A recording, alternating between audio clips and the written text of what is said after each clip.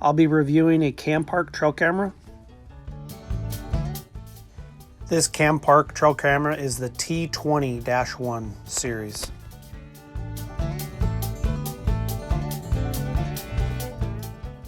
I like it when they give me the option to lock the housing plus the camera, and here in a second I'll show you how I lock both of them together with the same lock.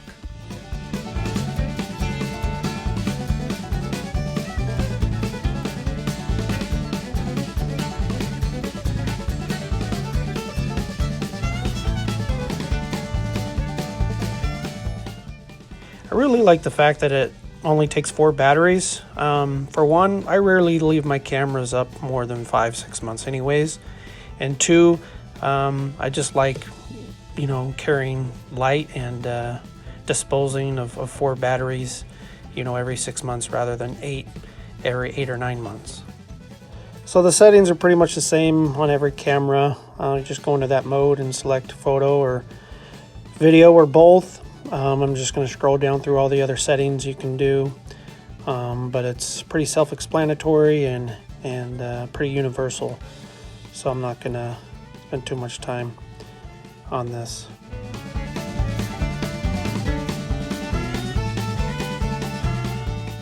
I just use a regular SanDisk Ultra 32 gigabyte.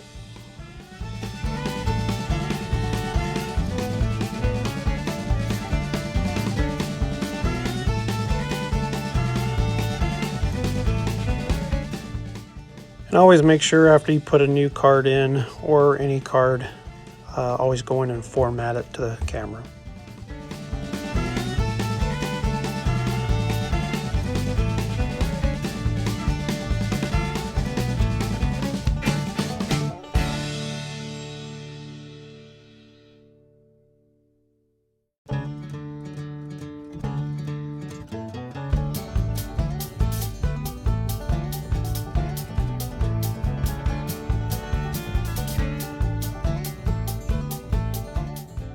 And that's pretty much it with the unboxing. Has a cord, a strap, a mount that I rarely use, and a manual.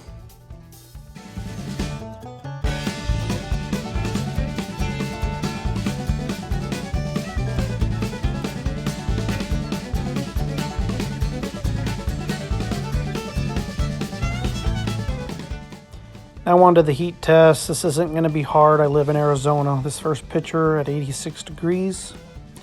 Second picture, 93. Just have my kids doing some chores and put the camera up before I left to work. Getting up there, 96 degrees. And right at 100 degrees at 1 o'clock. Now getting up there, 102. Had my boy come out. And now this is kind of getting into the evening, coming down, 95. Still not taking bad pictures. I wanted to get this. I walked by when I knew it was hot outside, 105, and it took a picture. This is me having my girl. I told her to run fast as she could and act crazy, and see how it did, and it did great. And this is the lock I use. It's called the Python Master lock. It's a little bit smaller in diameter, so I can fit it through both the camera and the housing. And I'll show you how to do that right here.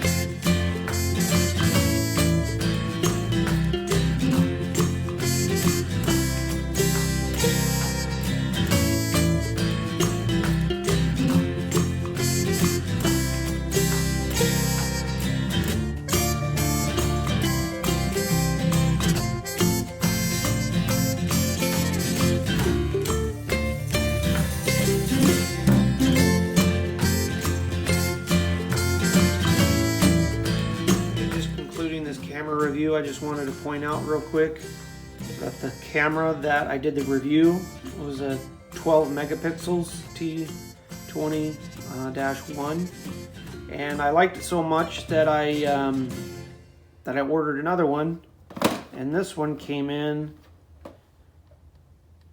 same item number but with 16 megapixels. So I'll be giving a little bit of an update here in the next little bit. I have this camera already out, so if there's a huge difference, I'll do another review and just point out the differences. But if there's not, I'll just kind of leave it as is. You can't really find the 20 megapixels anymore. I think they all come in 16 right now. So that was a little confusing, being the same item number, but just seems like they updated it. Now that we got that out of the way, I'm just going to do a overview and pros and cons on this camera that I reviewed. So first, starting with the pros, and these are in order that I like the best. The price is number one. I really like the price on this camera. I got it for about 45 bucks, and it performed well for that price. Cannot complain. I'm definitely not going to pull my hair out if someone steals it. Obviously, I don't like thieves, but it happens. Second is I really like how small it is. A lot of camera companies claim that they have small cameras, and they come in and they're not that small, or if they are, they are really junky. This camera seems to have both of both worlds. Third, I would have to say it's very reliable. Didn't seem like I missed anything, and it didn't take pictures all day long like some cameras that are on the cheaper end. It's very reliable, very user-friendly. It would be the fourth one. Sometimes when you get a cheaper camera, they either try to simplify it and it just makes it more complicated, but this one's just kind of right in the middle, pretty user-friendly. And then lastly, I'd say battery life. Had it out for a little over 2 months and took over 1,000, maybe 1,500 pictures, and didn't dent the battery life too much. So I really like that part of it. On to the cons. The first one would have to be it's a little noisy when it switches from day picture to night picture, or from night picture to day picture. When that lens switches, you can kind of hear it. So I would recommend setting this camera back a little ways.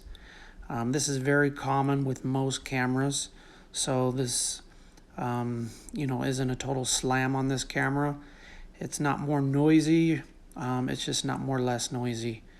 And I was hoping this camera didn't have that, because this would probably be my absolute favorite camera if it didn't. And to solve that problem, you just set the camera back a little bit. You just don't want it right on top of whatever you're taking a picture of. And this camera can handle that. It's a very good sensor.